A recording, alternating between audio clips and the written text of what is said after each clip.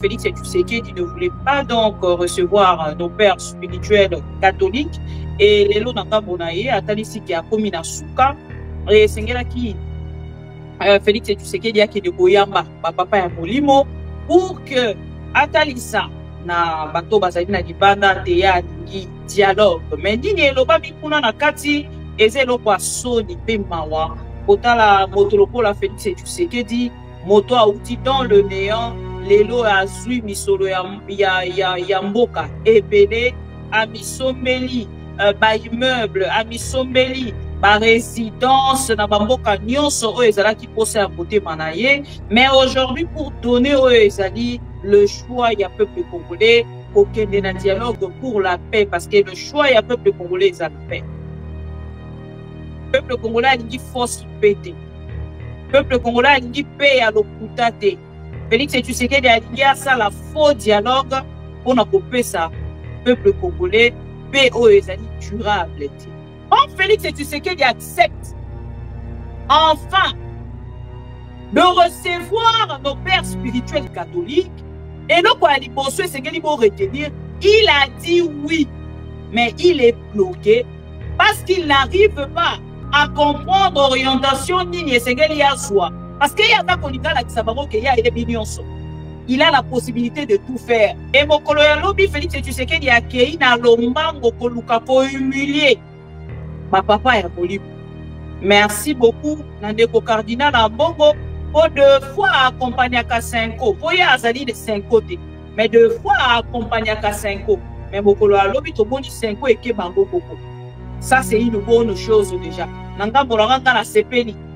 Ah, na sepeli makasi. Papa ya Bolimo, papa na biso ya église catholique, bazali penda na motema, po motone tingai Félix Tshisekedi opposika na mapapu na yo ngala komeka ko aider yo lisusu te. Na oyo Félix Tshisekedi azali kosala, ngai na ko aider lisusu Félix Tshisekedi. Ni tete moi, ne kolanga. Papa mukolo lokola Félix Tshisekedi 62 ans. Aza ko arrivé te na ngambo na ya kopesa kimia na kati ya mboka na ye. Azakola muka matin midi soir.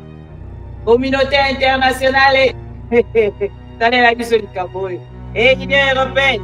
T'allez la mission du Cameroun. Non, ce n'est pas possible. J'espère que tous les Congolais aujourd'hui vous êtes connectés dans les alliés dans le monde. Tant que vous êtes à l'Iran, vous êtes à Israël, mboko yoye soit botama. Basa ko vanda na ngambo na bango bazui attaque bango pe ba contre-attaquer. Bazui attaque bango pe ba répliquer. Biso na ngambo na biso to vanda na Yesu akosala. To tikaga nyoso na maboko nzambe. Ce n'est pas normal. Bandeko langa, je vais vous dire une chose. Bandeko yo ba évêque du chef de l'État Félix Bazana motema munene. Bazana motema munene. Parce que bango na ngambo na bango bazana posa ko faire avancer processus oyo. Kokende na dialogue inclusif. Oyo kosunga ba Congolais nyonso. Kimia ekota na kati ya mboka. Mais Félix Tshisekedi, ce n'est pas son choix. Ba papa oyo bitema na bango epomi makambo ebele. Donc Félix Tshisekedi accepte, il dit oui au dialogue.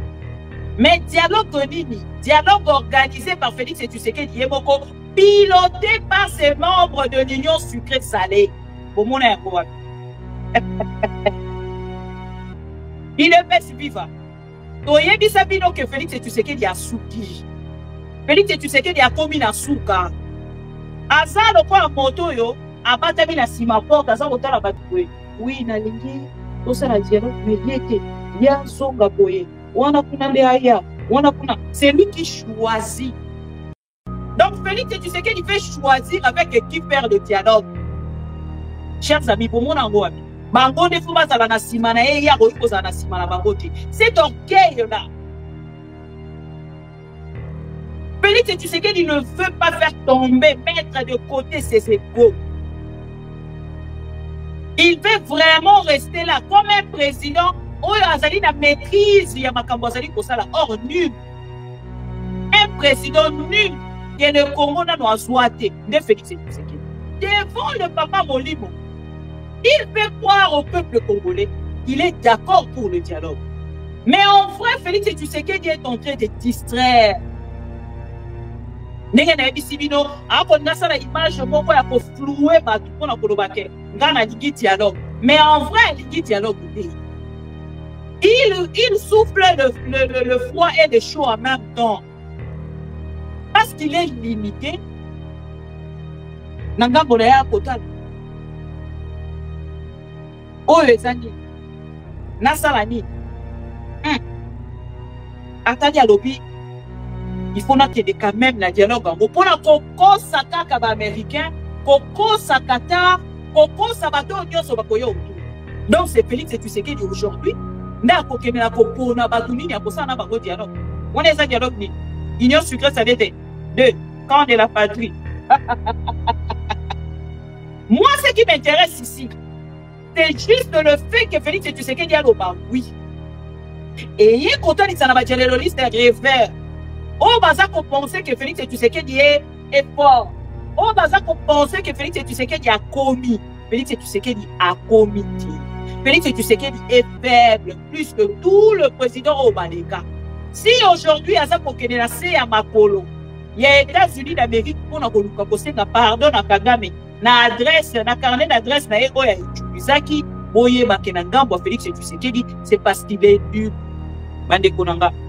Félix n'a pas besoin de dialogue. Et Mikolo, on son a côté de sa mineur. Dialogue, Félix Tshisekedi a lingi. Quand il dit oui au dialogue, et ça dialogue au mot Félix a kolinga ça autour na ye. Dialogue inclusif et vérité autour kolinga transparent. Au biso to kolinga. Et ça un côté. La cohésion nationale, au peuple congolais ça qu'on prêchait chaque jour. Félix Tshisekedi a dit à côté. Mais au peuple congolais, ça pour Luka. Il y a un côté de Félix Tshisekedi à ça pour Luka. Oui, ça peut dire, ma comme le bout na source, na kati. Oh, bah, on même ma père spirituel. Quand on reçoit ça pour camp, on va comme il la main. Félix Tshisekedi, ma kamboto solo lina e awa. Et puis, mili bana ndenge. Félix Tshisekedi na kati ya vidéo pour l'anti. Aza koyebisa, ma papa ya molimo, à mettre en place une équipe de travail pour approfondir la réflexion de chefs religieux. Quand tu dis déjà qu'il va mettre une équipe, c'est-à-dire c'est l'église catholique qui va travailler derrière Félix Tshisekedi et non Félix Tshisekedi, non le contraire. C'est-à-dire qu'il faut dépendre totalement de Félix Tshisekedi et non que les politiciens n'y sont. Malanda, papa ya molimo, loko la ba médiateur. Il y a dialogue au tozo kuka. Il y a dialogue au tozo ko prêcher Félix Tshisekedi. Parce que le nom Félix Alakisi ba limite na ye. Félix Alakisi kaza incapable. Il y a kozwa bandana kunangana ti esika interlocuteur na ye principal Corneille Nanga azui. Et chers amis congolais, il faut oser la dialéloliste pour que yo nanga mona yo pour la victoire à Félix Tshisekedi.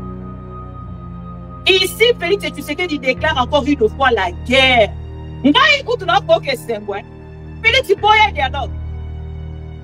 Félix Boya dialogue. Ce qui Félix a Boya dialogue, ils ont ça bien.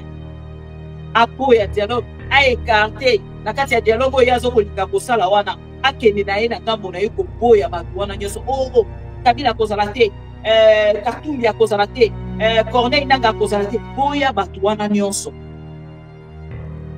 Boya bango Félix Tshisekedi nga nazo soutenir yo pona ngambo na biso toyoka pourquoi la lingi pena Félix ça l'a humilié, c'est mon souhait na lingi humiliation na Félix Tshisekedi mais nga moto na ça a besoin loba et ça de Martin Fayulu parce que de Martin Fayulu mande ko epenge batali saki biso ke bango bazali d'accord na Félix Tshisekedi pour créer au babengi camp de la patrie. Ne commenter Fayulu atali saki ki asa na souci ya dialogue donc ne pas na dialogue. Mais na dialogue wana oyo de commenter Fayulu alobaki. Na dialogue wana oyo bango baza kolinga tokende. Est-ce que dialogue ngo ezali version Tshisekedi o Félix akolinga kosala?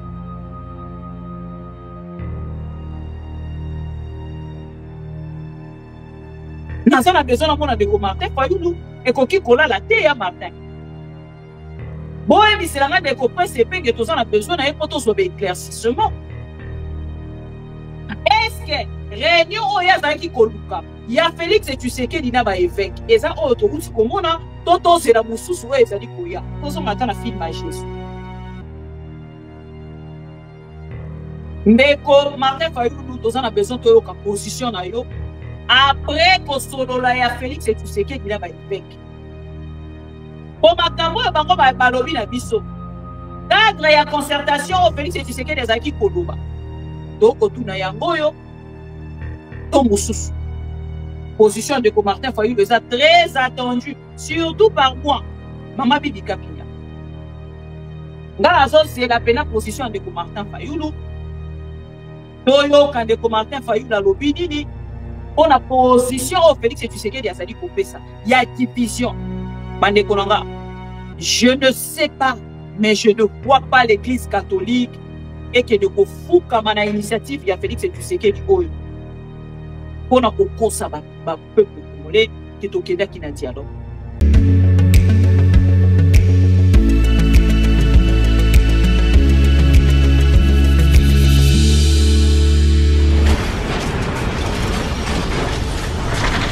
Ma mission TV, le miroir du monde. C'est la télévision des pro-Congo. C'est la plateforme de tous les patriotes avec les infos à temps réel. Vérifié, vérifiable, sans trucage avec Maman Bibi Kapinga. La maman de tous les pro-Congo. La louba révoltée. Toujours va vérité pour l'élé, pas de compromotion. Et si 14 waka ma solognon soyamboka Congo. RDC. Ma mission TV. Plateforme Yaba Pro Congo. Ma mission TV. Vaezongate. Ma mission TV. Ilongo na mama Abupia. Ma mission TV. Et si 14 waka basango ya solo. Ma mission TV. Mission na biso. Bokangola mi ya Congo.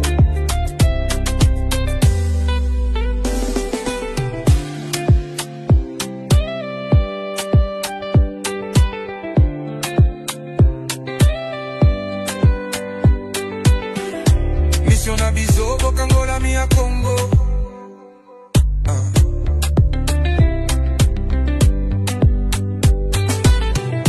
Mission na biso. Bokangola mi ya Congo.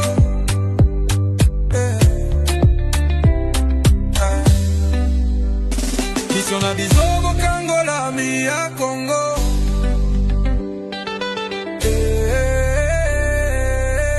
Ma mission TV.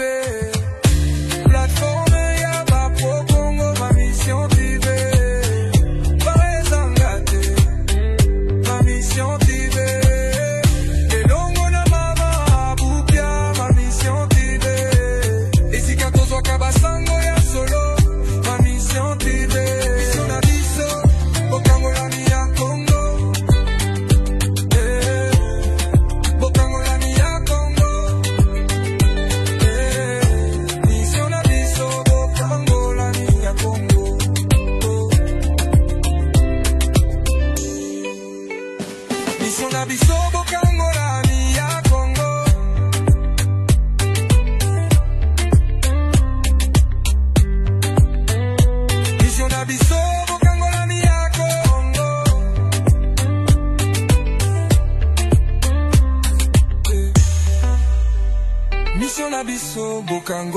mi ya Congo.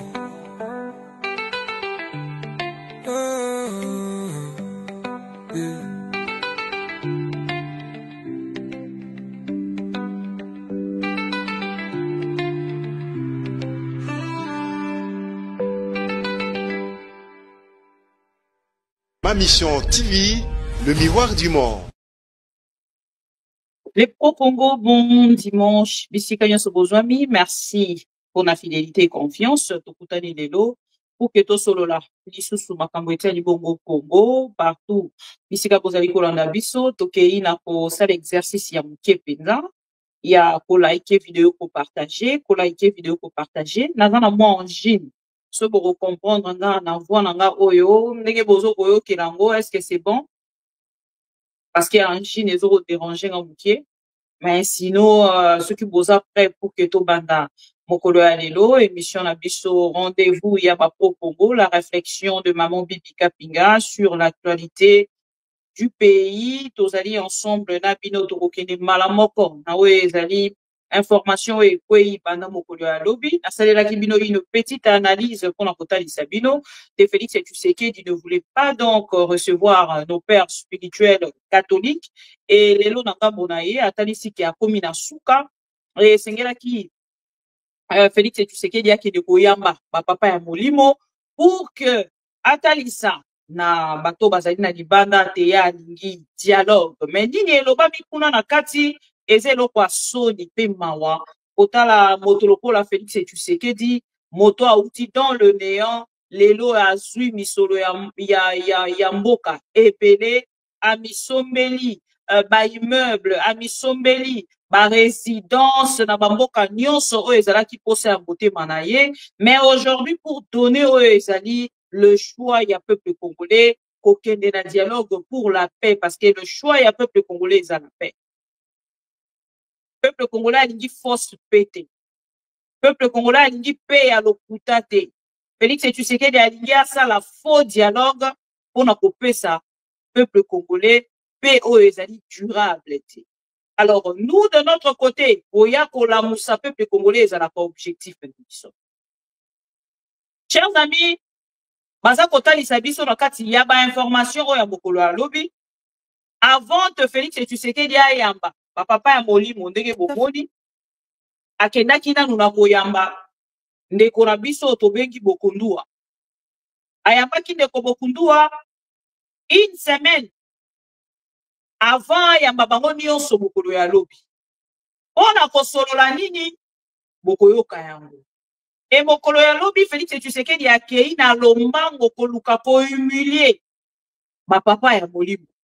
Merci beaucoup nandeko cardinal Ambongo pour deux fois accompagner à Senko pour y azali de Senko te mais deux fois accompagner à Senko mais mokolo ya lobi to boni Senko eke bango boko ça c'est une bonne chose déjà nanga molanga na sepeli na sepeli makasi tokokota na bosindo na yango pour que boyeba makambo nini eleki lobi et puis na kochela bino vidéo commentaire ya oyo Félix Tshisekedi azalaki mokolo ya lobi na papa ya molimo papa na biso ya église catholique bazali penza na motema po moto neti ngai Félix Tshisekedi okozika na mapapu na yo ngala komeka koede yo lisusu te na oyo Félix Tshisekedi azali kosala ngai na koede lisusu Félix Tshisekedi ni tete moi ndeko nanga papa mukolo lokola Félix Tshisekedi 62 ans aza ko arrivé te na ngambo na ye ya kopesa kimia na kati ya mboka na ye aza kolala aza kolamuka matin midi soir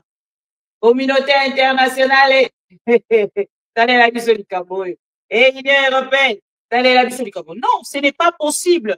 J'espère que tous les Congolais aujourd'hui vous êtes connectés na oyo ezali kolekana na monde tango bokotala Iran bokotala Israël mboko oyo Yesu abotama baza kovanda na ngambo na bango bazwi attaque bango pe ba contre-attaquer bazwi attaque bango pe ba répliquer biso na ngambo na biso tovanda na Yesu akosala totikaka nyonso na maboko ya Nzambe. Ce n'est pas normal, ce n'est pas normal. Après tovandi na ngambo na biso tolobi non, on ne peut pas violer notre souveraineté na maloba ne boko protéger souveraineté ya mboka na bino boko défendre souveraineté na bino na maloma nde tokobanda ko défendre souveraineté na biso maintenant moto kotala bandeko mosusu lolenge ba kokende na botali États-Unis d'Amérique la République démocratique du Congo bajalelo liste o nyonso bolekana na TV pona kokumisa les États-Unis d'Amérique en train de signer un accord botali o akosala na Moyen-Orient boye bisanga siko na ngambo na bino boko tika la fanatique ya Félix Tshisekedi boya koyebisa biso na ngambo na bino. Boya komemela biso sango elamu na part na bino. Trump alobi akokitisa basoldat camp. Akomema ba bombardier wana toza komona.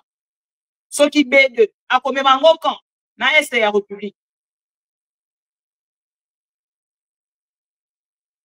Boya koyebisa biso Félix Tshisekedi bakomemela ye ba bombardier wana camp na este ya République.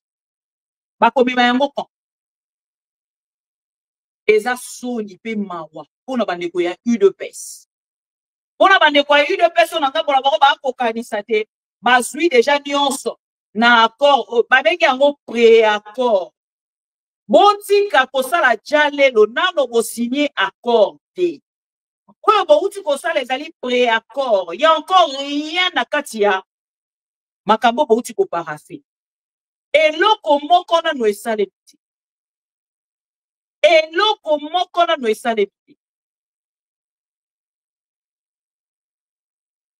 Eloko moko na no esale te. Botika jalelo. Bokoma ba patriote.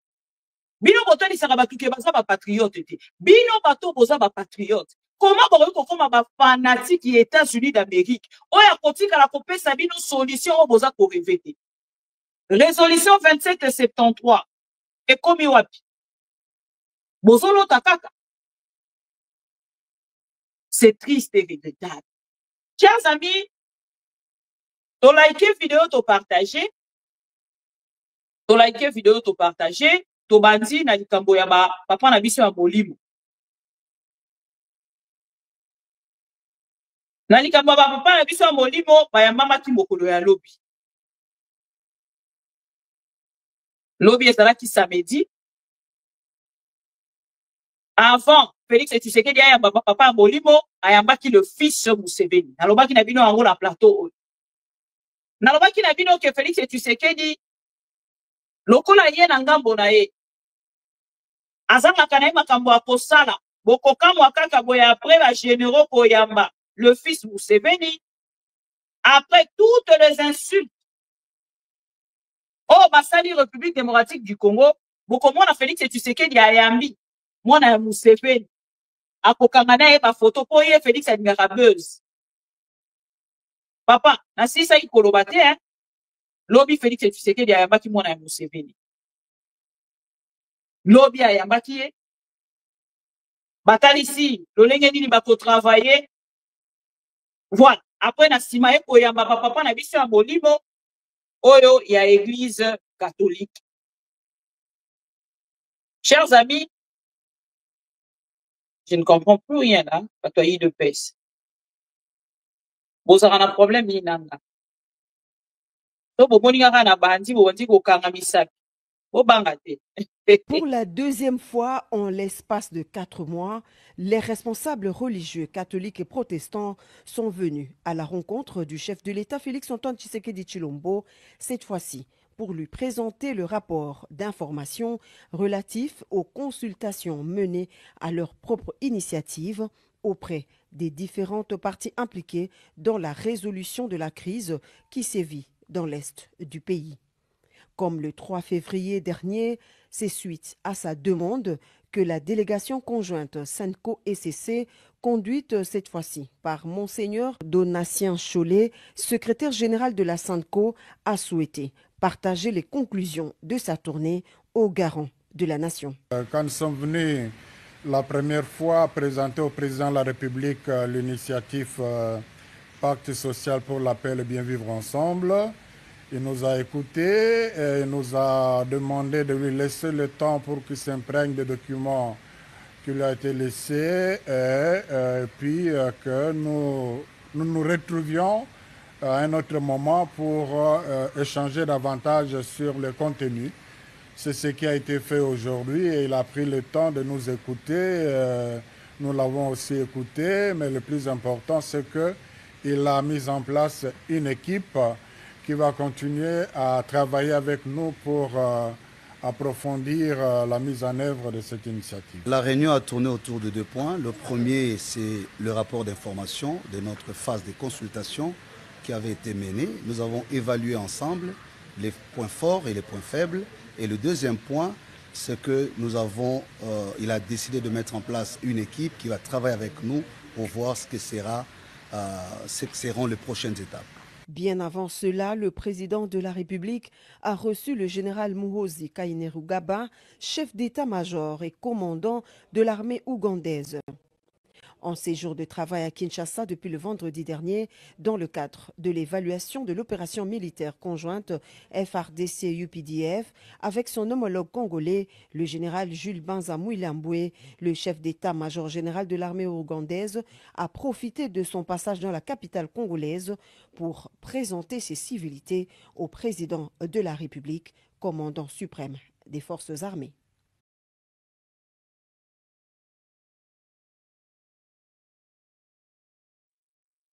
Voilà.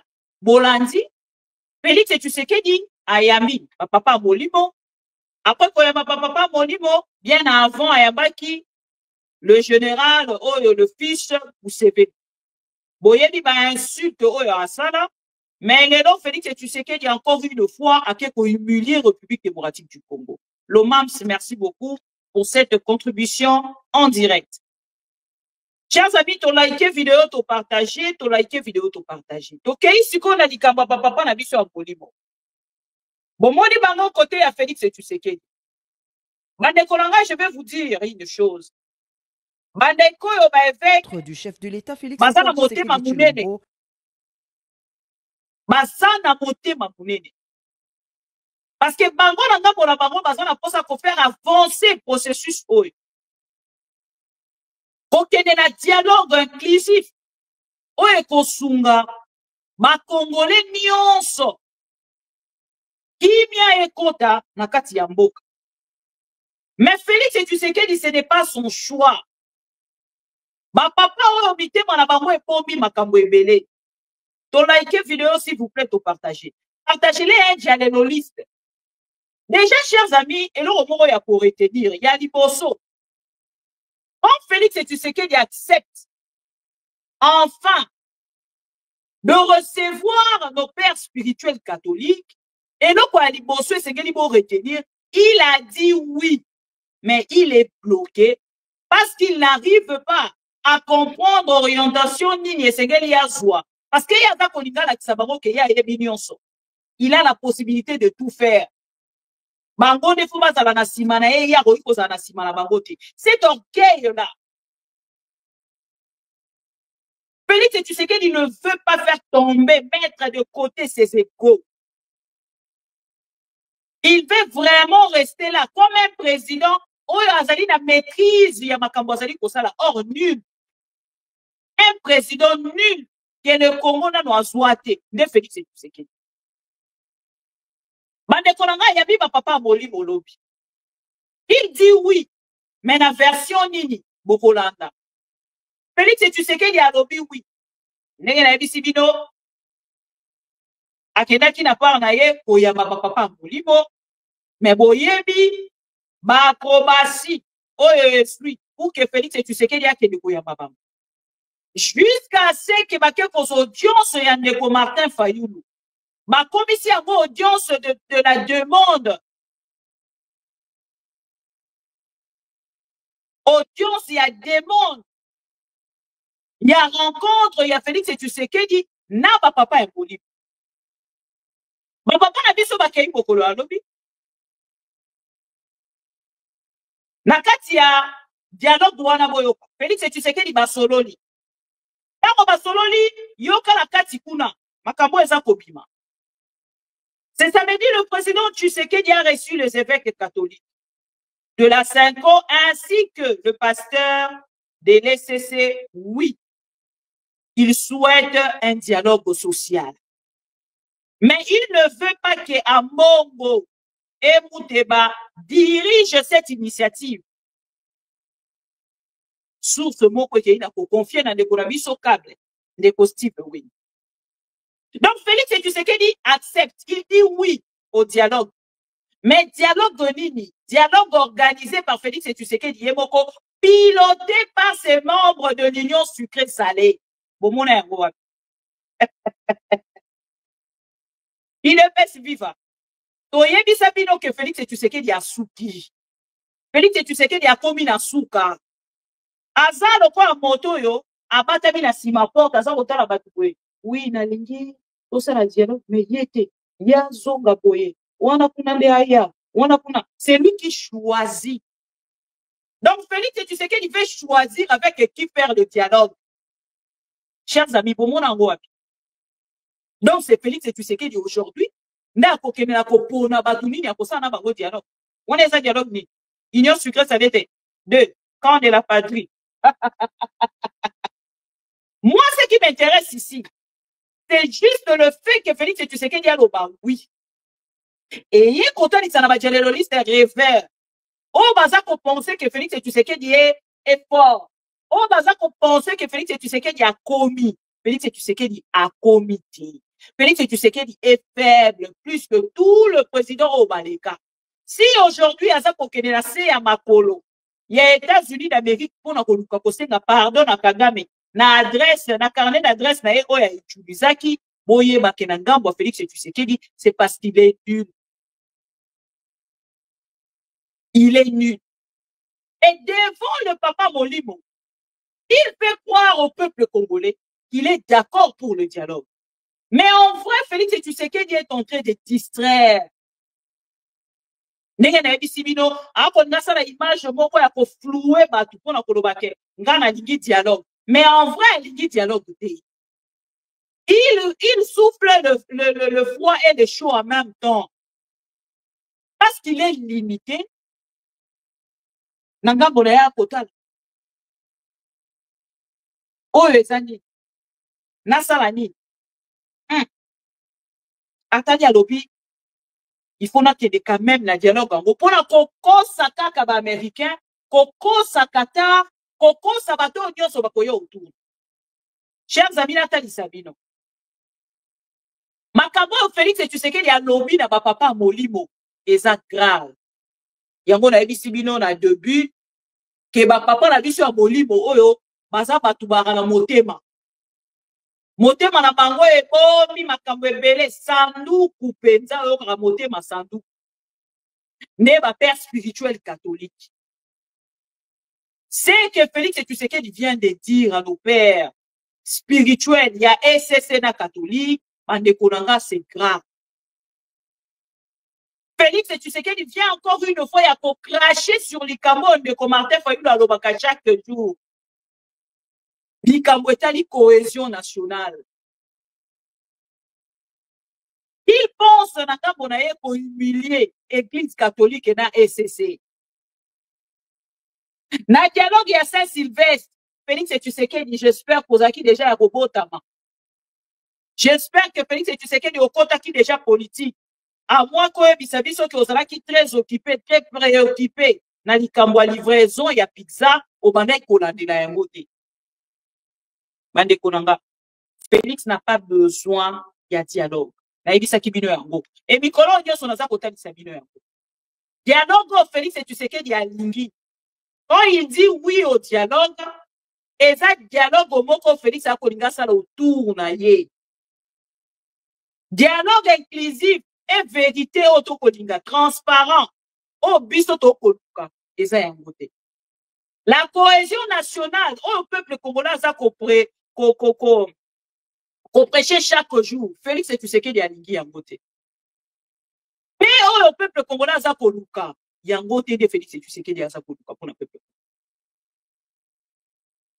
Mande konanga, je ne sais pas, mais je ne vois pas l'église catholique et que de kofuka mana initiative ya Félix Tshisekedi oyo.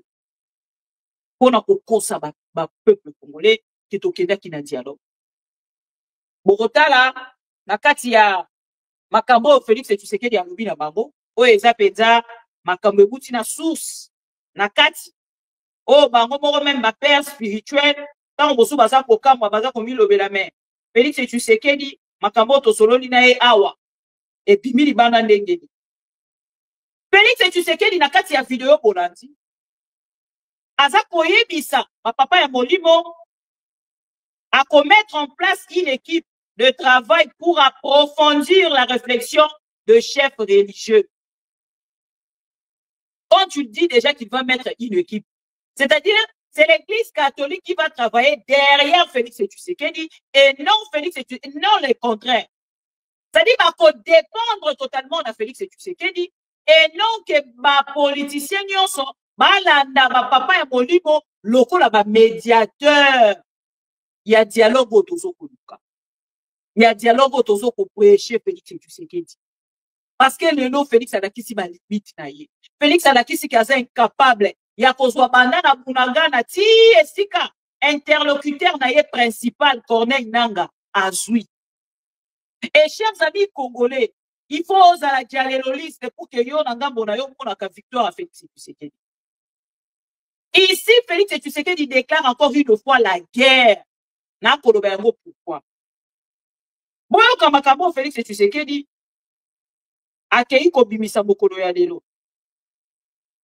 Oyo Félix Tshisekedi azali ko souhaiter. Oyo Nathalie Sibino que Église catholique esengeli mettre en garde Félix Tshisekedi. On a quand même dit qu'il pas tout le temps qu'on humilie biso. Au tindeli biso ndeko Jean-Pierre Bemba pour nous insulter. Si na kati ya bilamba otolati.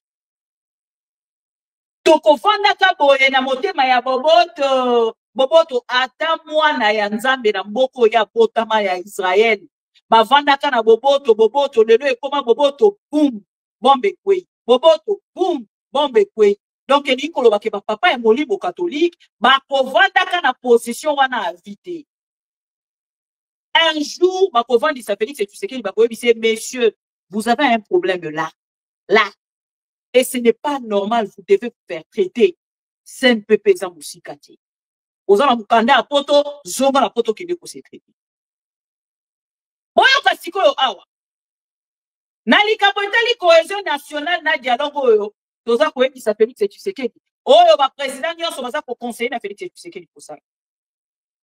Réunion ya Félix Tshisekedi na ba papa ya molimo nga so na koloba na mona ba papa ya molimo na ngambo na bango ba fandi wana. Voilà. Ces messieurs de 62 ans. Boyo ka makambo zali koloba na bango bokolo ya lelo parce que bango bakoya koloba te biso de Tshisekedi toloba. Na makambo yo Félix Tshisekedi akei kosolola na papa molimo kokolo alelo. Na réunion ya 5 SCC Félix Tshisekedi boyo ka vi ya Félix. Kabila Katumbi Nanga ne doivent pas participer au dialogue. À ça qu'on exclure. Il exclut en fait Katumbi, Kabila, Corneille Nanga. Aza ko exclure bango pourquoi? Parce que yé nanga bonaye aza kolobake dialogue ya linga sala batu wana bazali na droit ya ko participer. Pourquoi bazali na droit ya ko participer? Parce que selon yé bango de bazo sala ye mutema pasi. Bango batu baza ko sukisa motema na ye. Bango batu babebisi mandat na ye. Bolanda siko. Félix Tshisekedi a lobby. Kabila Katumbi et Nanga ne doivent pas participer au dialogue. Ayeli Soussou. Inclusion. Il est nécessaire d'inclure l'équipe de Dodo Kamba. Boza ko se souvenir pas plus tard que quelques semaines. Félix Tshisekedi a senga ki l'église catholique. Na kati ya équipe na bango ba insérer. Na kati ya pacte social ba insérer ba pasteur ba fréquentaka e ba mukuna ba walesa banani ba pasteur wana nyonso ba ke de kokotisa bango na kati ya pacte social pour la paix. Ndenge batambola wana soki ba ke États-Unis ba ke ipena ba Dodo Kamba. Soki ba ke ina boka boy ba ke ipena ba Dodo Kamba. Soki ba ke boy et awa Félix Tshisekedi ako fuka misabango. Voyez misabango na ngambo la bango bo banda ko collaborer na Dodo Kamba. C'est lui qui donne des ordres. Donc Félix n'arrive pas à faire la différence entre son pouvoir et le pouvoir ecclésiastique. Il n'arrive pas à faire la différence, à dissocier en fait la politique et l'église. Et les noms d'Angabo Félix et Tshisekedi, Azali Kosenga na bango, basa natangela bino no ba point wana nyoso parce que nga déjà mutu hein. Et si mata kinga donc ndenge na zapo na zo mona ra onzenga moko na kene Kinshasa na kene kolongola Félix na pouvoir. On a moni opposition échoué. Batu nyonso ba échoué. Lokola batu nyonso ba échoué, c'est-à-dire les commissions ngande fona zo charge quoi. Ndenge na komo mona. Chaque jour son alani na la muki na komo lobanga moko kana zo charge ya makambo. Nazwa charge ya makambo yango ngambo na kedekanga na Kinshasa na longola Félix wana na pouvoir parce que trop c'est trop l'opposition tozo koyeba susu pour projet na bango te obasana yango pona po ngai kutu na ko kesengwe Félix boya dialogue ngala zo ko kesengo soki Félix aboyi dialogue ezo sala nga bien aboya dialogue a écarté na kati ya dialogue oyo azokolika kosala wana akende na ye na ngambo na ye koboya bato wana nyonso oh Kabila akozala te Katumbi akozala te Corneille Nangaa akozala te boya bato wana nyonso boya bango Félix Tshisekedi nga nazo soutenir yo mpona ngambo na biso toyoka pongo nalingi mpena Félix azala humilié c'est mon souhait nalingi humiliation na Félix Tshisekedi. Bon, Limbisanga, pardon, dans tous les sens pour comprendre. Donc, il n'a pas vu à Félix et Tshisekedi à Sali Lelo, à point d'ailleurs, il y a Pessi. Donc, c'est-à-dire des ordres, ils n'ont même pas à vie. On a ordre, il y a Félix et Tshisekedi aux évêques catholiques. Kabila Katumbi et Nanga ne doivent pas participer au dialogue. Il est nécessaire d'inclure l'équipe de Dodo Kamba. 2. L'équipe de Bérande collaborera avec la Cinco et les CC pour parvenir à une harmonisation. 3. 4. Chole, Ambongo et Mouteba, non désirés par Félix Tshisekedi. Il a informé les évêques qui disposaient du rapport de l'IGF relatif à leur gestion. On a chantage à Félix Tshisekedi aux évêques. Alors, bien, bango, il y a un dialogue oyal. Donc, dialogue, ma consultation à Salana Neko et Béron, local et choix. Félix Tshisekedi a zongi dans Gambonaya, lobby. Awa siko lokola et choix. Ngana dikina pesa yango forme mususu. Na forme oyal ya pesa yango et segeni ba solo lana et Béron. Et atindi bango siko na maboko ye Béron. Atindi bango siko na maboko ya Dodo Kamba. Et awa déjà, quand on a dit, chers amis, je ne vois pas comment ce dialogue est collé. Je ne vois pas. Je ne vois pas. Voyons voir peut-être dans un boya effet. Parce que on a pas communiqué, bazala qui pose le bureau à Félix Tshisekedi. Est-ce que dans un boya va communiquer autrement? Après, par révélation, on sera épimi, il y a ma camo Félix Tshisekedi, il y a lobby dans bango. Est-ce que Bakoya Koye Bisabiso réellement que Basali d'accord dans Makambo Félix Tshisekedi a imposé Bango? Et ça ma question. Maintenant, moto n'a pas besoin de l'oba. Et ça de Martin Fayou. Parce que de Martin Fayou, Mandeko Epenge, Batali Saki Bisoke, Bango Basali d'accord dans Félix Tshisekedi pour créer au Babengi camp de la patrie. Ndeko Martin Fayou a tali Saki qui a ça un souci à dialogue. Donc, il n'est pas pour le dialogue. Mais le dialogue, wana oyo de commenter faut y alubaki.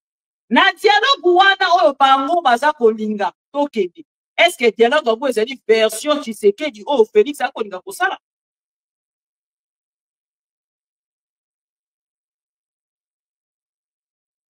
Naza na besoin na mona de commenter faut y et koki kola la te ya Martin. Boye biselanga de kopre sepenge toza na besoin na epoto so be éclaircissement. Est-ce que réunion oya zaki koluka ya Félix Tshisekedi na ba évêque eza oyo to uti komona toto zela mususu oyo ezali koya tozo ngata na film à Jésus. Ndeko Martin Fayulu toza na besoin to yoka position na yo après ko solola ya Félix et Tshisekedi na ba évêque. Po makambo ya bango ba balobi na biso. Cadre ya concertation Félix et Tshisekedi ezaki koloba. To kotuna yango yo to mususu. Position de Martin Fayulu est très attendue, surtout par moi. Mama Bibi Kapinga. Nga azo c'est la pena position de Martin Fayulu. Toyo quand de Martin Fayulu a lobi nini. On a position au Félix et Tshisekedi azali kopesa. Il y a division. Parce que de haut et c'est Washington les a en tâtonnement. Oyo Félix et Tshisekedi a outi koloba kombo nango déclarant seulement la guerre to bunda. Oyo azama kasi akage. Yango na yebisa bino makambo Félix et Tshisekedi. Na lingaka kokota yango te. Na Corneille Nanga bisika bapanda ngana yo tozalaka te. Tango bazalaka ko méditer na butu pour que Félix et Tshisekedi azwa pouvoir ngana yo tozalaka te. Et awa Félix et Tshisekedi a komi ko imposer na bato bakosala la médiation. Makambo ya lingi est-ce que tu peux avancer? C'est-à-dire c'est Félix et Tshisekedi qui bloque. Il y a une petite analyse pour la route de Sarabino. Que Félix et Tshisekedi nenge azali wana, son objectif principal est ali asilisa 2028. Asilisa 2028 après Lukasiko 2 ans. C'est ça en fait la stratégie au Félix et Tshisekedi a koki. Mais est-ce que possible? Oh, Félix et Tshisekedi a koluba. Ngai, na définition nanga, na réflexion nanga, na koluba qui a lancé défi, na ndeko Corneille nanga. Ndeko Corneille nanga sika ozali. Ndeko Corneille nanga sika ozali. J'espère que Olandi Félix et Tshisekedi. J'espère que Oyoki makambo Félix et Tshisekedi a loué. Et nous avons la paix position na yo. Parce que yo ya ki koebisa biso, mikolo mileki, ke kalamigite. Toko ma Kinshasa. Opesa ki biso na ba date. Oyebisa ki biso ke yo moko ozali moto esengeli olongola monstre. Et monstre na yo azotali sa pena ki aza petit monstre parce que na ngambo na ye azo comprendre loko alingi te.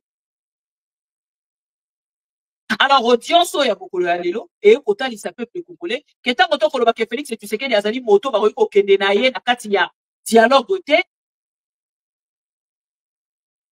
Batika kofinga biso. Batika kofinga biso. Lelo ba kenda ngambo na bango ya ko comprendre que Félix et Tshisekedi n'a rien à voir avec les dialogues. Il n'a rien à voir avec les dialogues. Dialogue au bino bozo koluka Félix et Tshisekedi a kotika la kosala yango te soko moketi.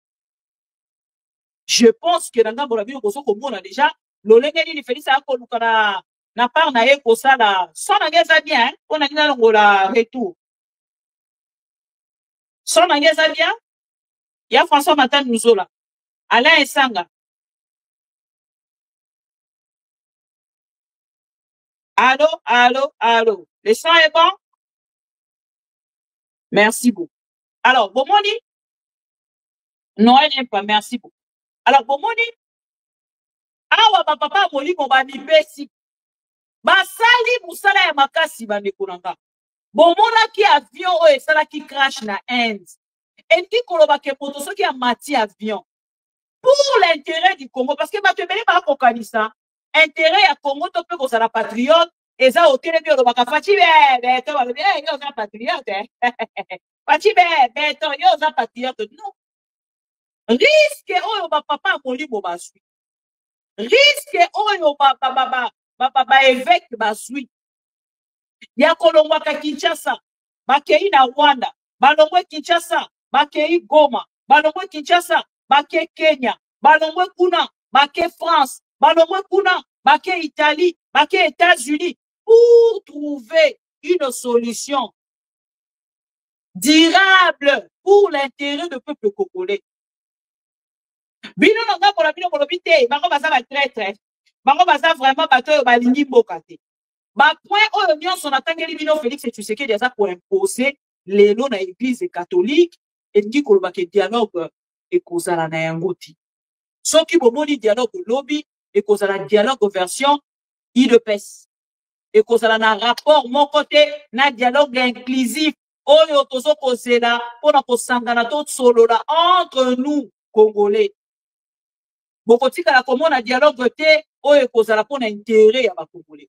Et cause à la dialogue, oyo cause à la pour intérêt à Félix Tshisekedi. Parce que donc, oyo cause à la Félix Tshisekedi a échoué. Lamentablement échoué. Et les lots, à côté là, n'a pas IDPS, soi-disant 32 ans. Les lots, bah, qui ne peut pas pouvoir à Moka Kaboye. Bah, le banana qui est dans la bande dialogue, pouvoir to katana katikati. Et l'eau, que ça peut choquer IDPS na Félix Tshisekedi de son courage. Voyez, bah, qu'il faut kata. Pour que tu passes à autre chose. Parce qu'il a échoué. A su échec total. Il a déçu tout le Congolais par cette escroquerie morale. Bah, escroquer tellement peuple congolais a l'ennemi, peuple congolais a l'ennemi. Alors, non, Félix, tu as posé la nuance. Mais si tu as au biso, on a reconnu le musika kota liso que tu as dit sous-souté. Tu préfères ta Kabila Zonga. Et tant qu'on a komi Congolais, on a dit non. Il y a qui peut permettre de vendre ici comme on a Kabila. Mais bon, tout n'a pas pourquoi qu'on vende ici comme on a Kabila. Parce qu'il a trahi tout le monde. Félix, tu sais qu'il a trahi tout le monde. Il a trahi l'église catholique. Église catholique, on a Saint-Sylvestre, papa na yazara qui na simana bango. Il a trahir bango. Moto il a fait ça qui est pouvoir pour détourner de l'autre côté. A trahir yé. Katou mio ya qui a lobi non. To vanda, to solola, na faut soutenir yé parce que j'ai beaucoup de souvenirs de son père. A trahir yé. Bande kofante Diongo. Oh, bah, tellement qu'il a lobi non. Soutenons Félix Tshisekedi, c'est le fils d'Étienne Tshisekedi. A trahir bango. Et les autres va pour vendre dans lobby ah bateau et dans son discours dans vendre la bango les a Sony les ali ko sala Félix Tshisekedi les a Sony les ali ko mema Félix Tshisekedi ko boya nyonso pona kotika la kaka na version ya oyo ye azali na yango oyo ye sa kale na mutu na ye na boni bato ebele oyo balobaka oh non Ndeko Jean-Pierre Bemba aza vraiment patriote. Ndeko Jean-Pierre Bemba aza vraiment patriote. Cette petite vidéo n'a pas qu'on a diffusé en gros depuis. Mais, et ça, quoi, il faut na zonga. Na ya ko diffuser en gros un peu plus tard. Les noms dans l'obité, il faut na diffuser en gros. Parce que tant qu'on a le la makambo est, tant qu'on se trouve se comprendre. Les autres, surtout, Ndeko Jean-Pierre Bemba, ils restent dans la position côté de ça que, bango basala ba Rwandais, yeah, basala ba ennemi, tout ça. Bon, tourne la mission de Jean-Pierre Bemba. À travers cette vidéo, un objectif demain au niveau de l'armée nationale, ce sera...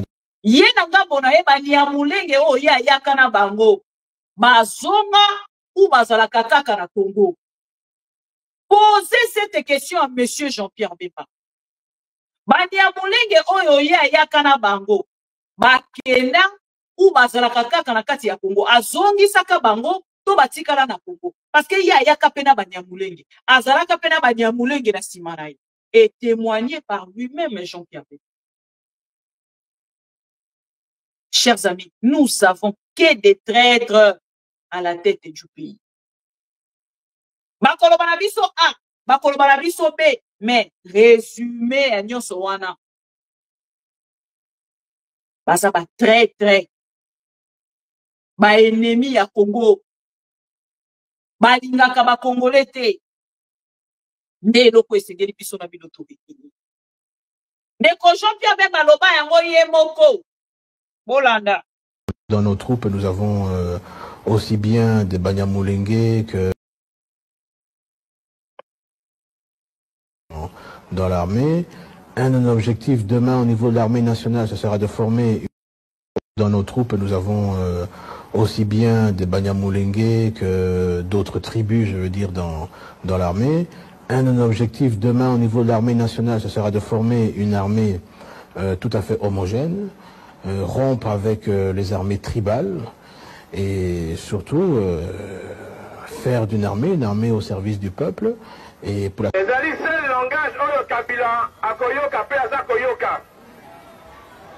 C'est comme ça que tu contraindre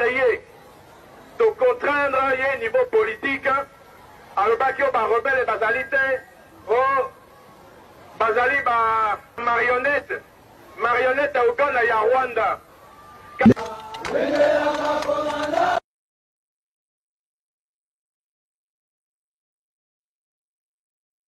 Voilà. Donc pour la rotale Sabino que Ndeko Jean-Pierre Bemba, Ndeko Félix et Tshisekedi, bazali ko travail. Déjà na ebisaki Ndeko Martin Fayulu. Fongola misu papa. Na kati ya makambo oyo. Félix et Tshisekedi a betio tapedo. Aye kotinda Jean-Pierre Bemba pona ko répondre yo.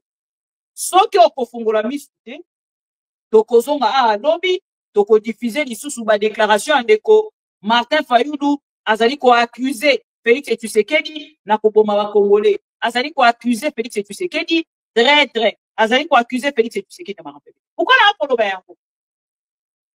Soko kei siko na site ya présidence. Okomona kuna Félix et Tshisekedi na batunaye bazako tango bako talisa ke bazali na posa ya dialogue te. Ba kei siko kuna kotalisa ke initiative il y a ma père spirituel catholique na SCC Église de Réveil.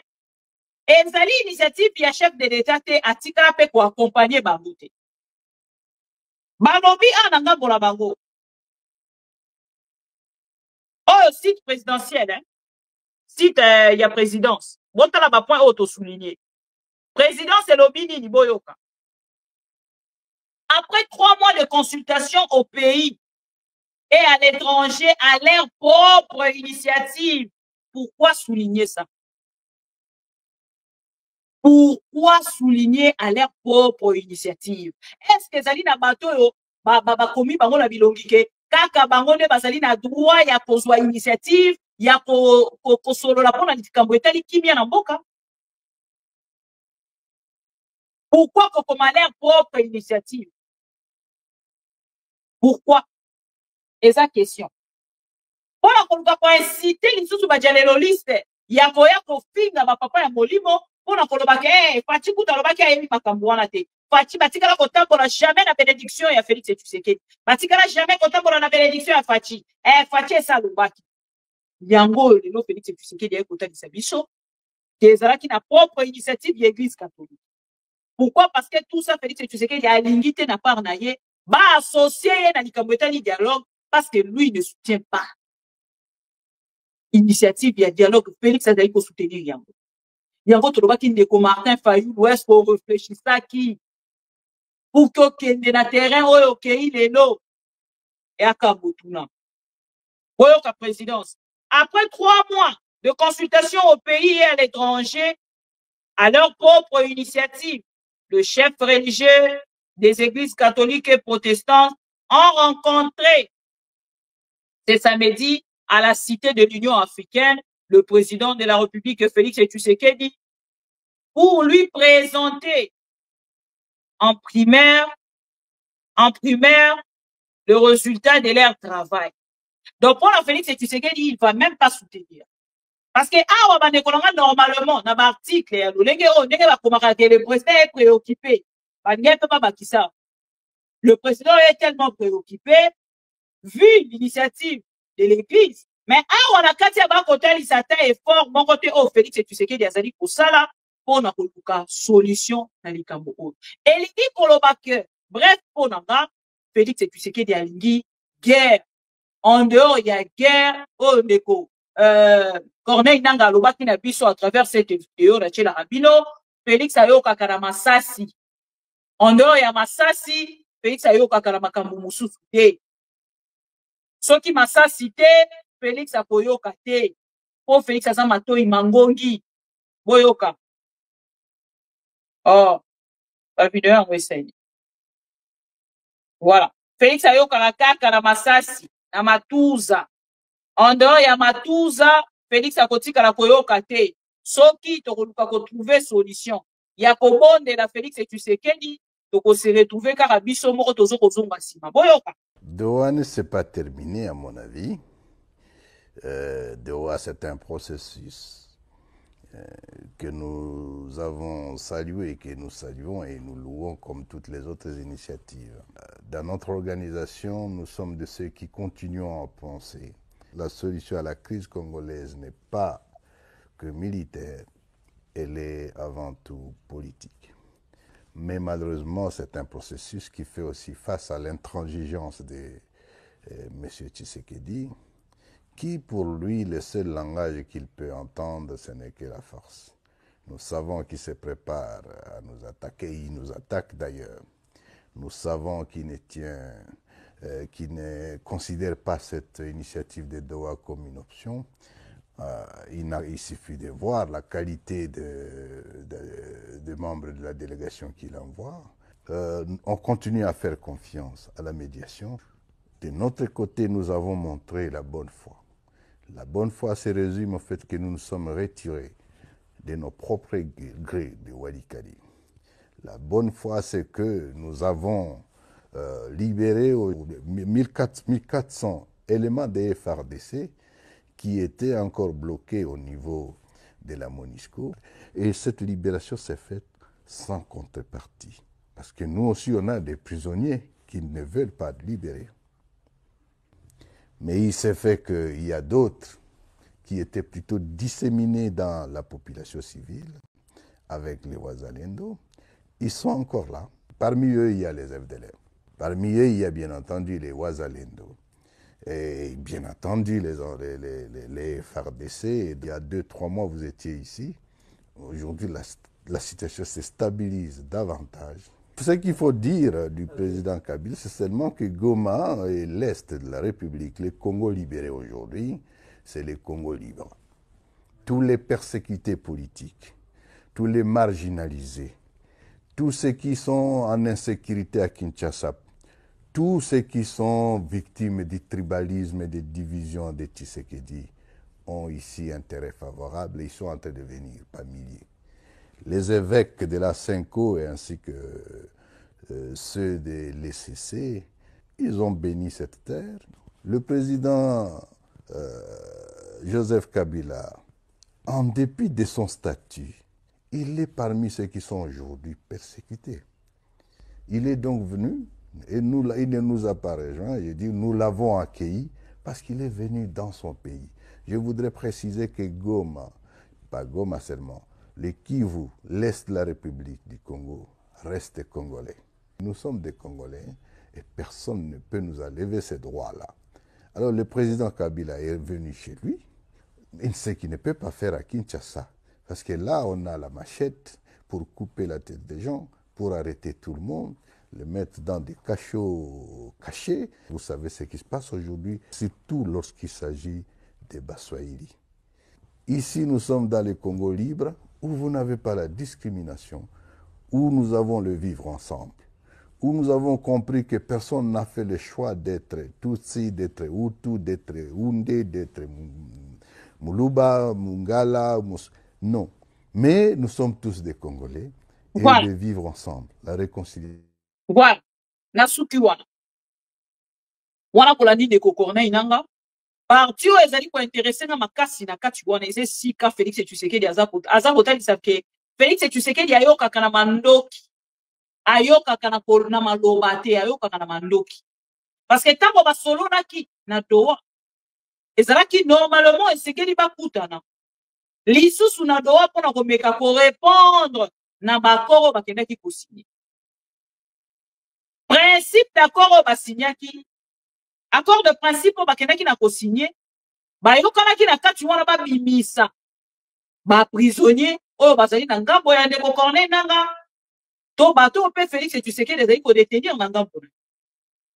Félix Tshisekedi n'a libéré aucune personne ya Corneille nanga mais Corneille nanga pesi 1400 personnes donc elingi koloba Félix Tshisekedi akokanisa kazali le plus malin akokanisa azali le plus dribbleur akokanisa azali le roi de la République démocratique du Congo.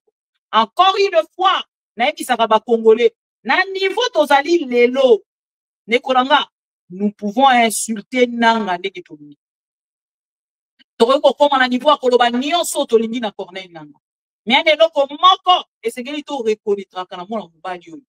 Soki yete.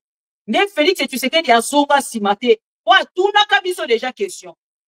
Qui peut m'interdire moi à ne pas faire ça? Changer la constitution. Lelo ne kokone inaka azongi sa Félix Tshisekedi sima. Et lelo to koma to vandi pe boina par na biso, to komi ko tuna bango ya ko chola bango. Comment un président de la République, il y a 72 ans, Félix Tshisekedi azali. A qui ne compromettre biso qui a pour changer la constitution, et mokolo ya lelo qui a pour changer en haut. C'est carabamo. Il ne pèse tension, ça va. Ma chambre besoin, na centre nganda. Bo libérer déjà, to bo bomba yango. Bo vanda rakara kuna to bo bima déjà. To zara na mémoire moukié. On a une petite ou mémoire courte. Il y a koposa na kanalomba. Que Félix Tshisekedi a promis qui biso qui a pour changer la constitution. De l'autre commune à juin, et ça va qui pour la février, janvier, février, tous ont déjà constitution la biso SICA.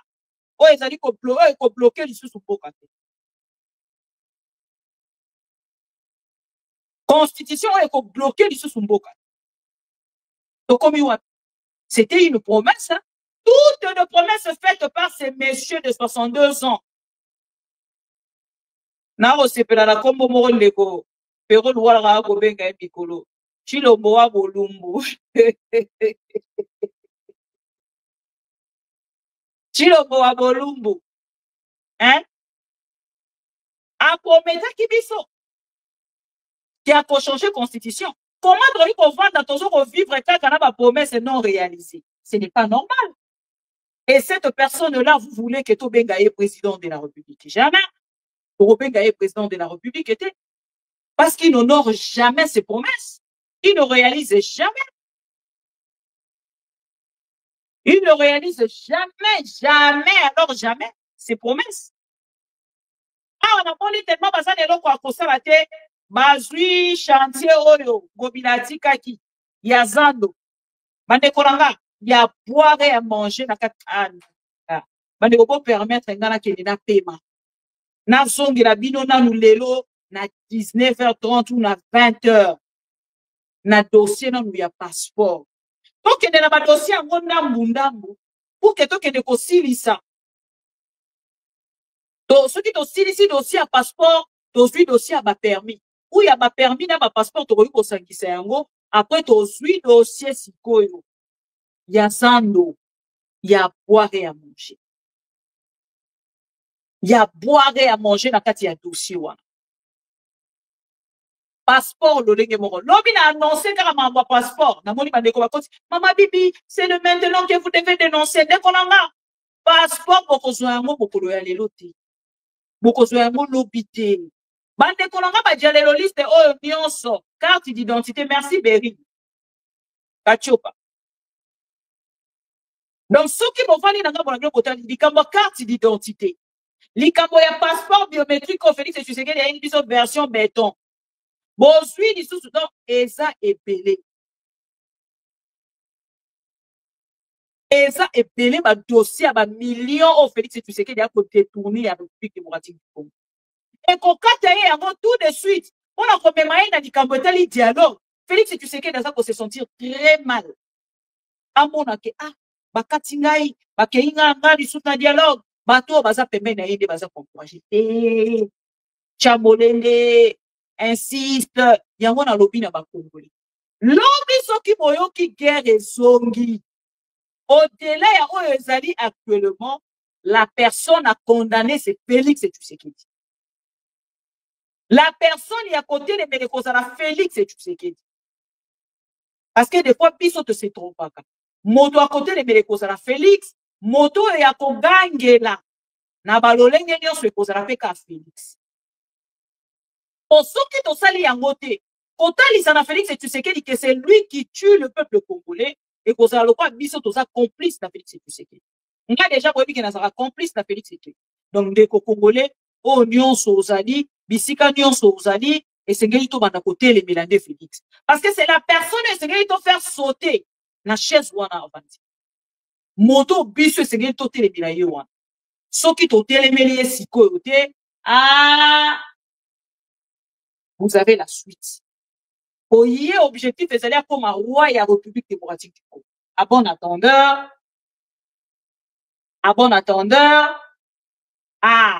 oh mama bino lobaka lisusu te. Ngaye mikolo nyonso naza na bino naza koloba na lobi ne fils qu'une vidéo.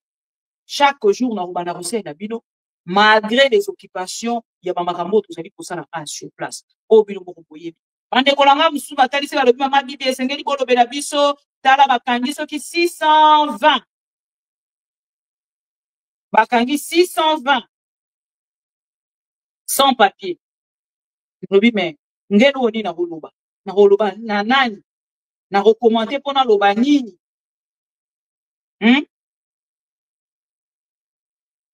Batindeli mama bibi tala 620. Sans papier. Bakangi kuna. Bon, ngape na yebi te na kati ya 620 yango il faut na yeba nano est-ce que ba congolais baza kuna? Oso ba congolais baza te. Bon. Tolo baka pona ba africain. Ba africain nyonso kaka. Tolo baka pona ba sans papier. Non, mama bibi, otala bakangi bango tozela na totala mayele na bango bazokanga bango po basala bango nini? Po baloba nini? Toyebi te. Observons, voyons voir ce que ça va donner. On ne sait pas dire plus pendant que nous n'avons pas plus de précisions. Est-ce que c'est pour le refouler?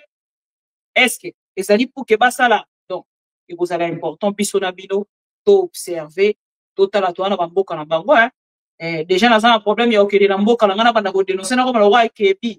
Comment les arana sebi? Le monsieur a l'oba qui n'a pas mounaye que non, ceux qui la France, a zongi si Mukanda à France, c'est ça la sebi. Sebi ou kebi. Voilà. Donc, les noms n'ont pas on a recueilli quoi bisabino ya wana. Félix et tu sais que Dialinga qui a humilié ma papa na biso ya molimo, mais ma papa na biso ya molimo balakisi kemi c'est ba voilà.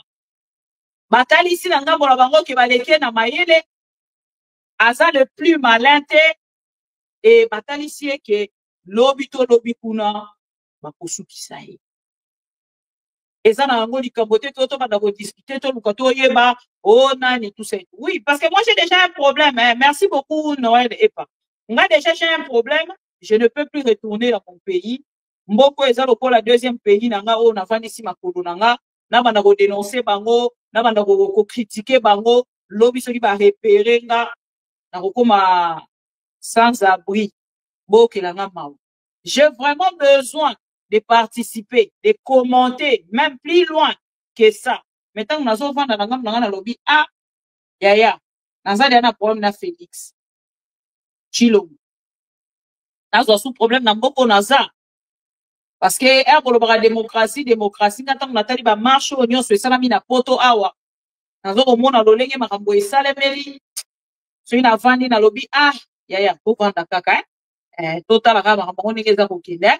Observer nam. Observer nam. So balobi ote bozonga kaka, bon, to cotiser ata nanga mona biso to yeba ndenge ni to kosala pour que to sunga. Bande ko na biso wana. Bref, pour na koyebisa bino Doha ezali na break. Washington ezali na tâtonnement. Jour J moins combien? De l'autre ça le 22, jour J moins 5. Washington ezali na tâtonnement. Doha ezali na break. Est-ce que bakozwa solution na nzela ya Washington po awa uti kotanga article mususu oye kotalisa biso te ndeko Corneille nanga solution na bango eza kaka na Doha. Bango solution na bango eza kaka na Doha. Doha. Bango bako trouver solution kaka na Doha. Voilà, yango. Rwanda, après l'accord de Washington, la question de la rébellion de l'AFC M23 sera traitée au niveau de processus de Doha. Donc, c'est-à-dire, Corneille Nanga concerné. Otomona ki batoyi de pes. Oh non, Corneille Nanga, écarté bango, na Doha, chef na bango ne muta kozwa. chef na bango muta kozwa kuna na Washington ce que Washington est signé malamoko ba écarté bango awa natangeli bino. Après l'accord de Washington, la question de la rébellion de l'AFC M23 sera traitée au niveau du processus de Doha. Donc, il a bino mensonge. Oh, d'ailleurs, même Corneille Nanga, bazoko sala boye, bazoko sala bango boye, eza lukuta. Voilà. Naoye la bino, l'article wana un peu plus tard, quand de Kebele va réclamer, va lui, maman bibi, sale la rabisota maxi 45 minutes ou 1 heure. Naza mambebele na ngena bakisa, mais celui Nathalie heure, Nathalie na, deuxième point, oh, la nina lobela, ya mambetani ba passeport, pour permettre na respirer tout petit peu pour que nous ayons parce qu'il y a 23 heures dans nos TikTok pour notre téléphone ouvert. Merci. Là, souhaitez bien bon dimanche et bonne semaine. Na bato ba Rolanda biso en rediffusion. Merci na bande gonion so ba dinaranga. Na ba o ba détesta kanga. Ponga na lobara bino chaque jour na lingara bino po boa ba congolais. Mokolo boye bisanga ke bozaka ba congolais te na kotika kolinga bino lokola ba congolais mais na kolinga bino lokola ba africain. N'est-ce pas? Donc, c'est un peu ça. Dès que tu likes vidéo, tu partages, tu likes vidéo, tu partages, tu likes vidéo, tu partages. Donc, c'est la psycho, tout le monde, église catholique, n'a pour la bango. Est-ce que, condiment, bêtise, au Félix et tu sais qu'il y a outil pour le bango, manque, il y a respect, au Félix et tu sais qu'il y a outil pour le bango, à côté de ça, bango, le que je suis le roi de la République démocratique du Congo. Mokolo wana ndeko ekozala pasi na yembelaka bino moko tomilengele malamu Nzambi toyebi mokolo te toyebi pe ngonga te. Voilà, chers amis, ouais, il s'agit de peste. Tomilengele malamu, Zambi toyebi mokolo te, toyebi pengonga te. Merci, chers amis, pour Congo. Bonne soirée. À tout à l'heure.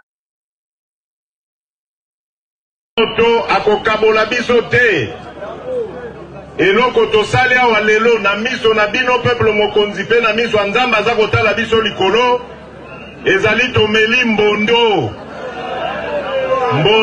ya kotrahir peuple te oyo ya kotrahir peuple kombo na ye likama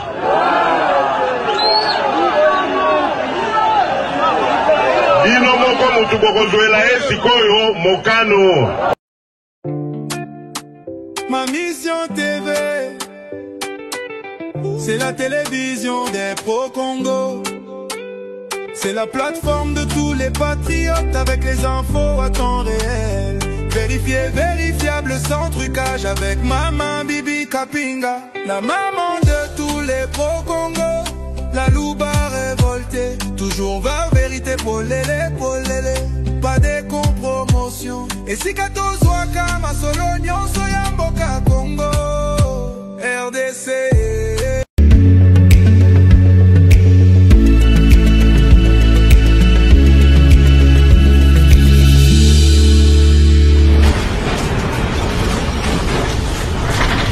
Ma mission TV, le miroir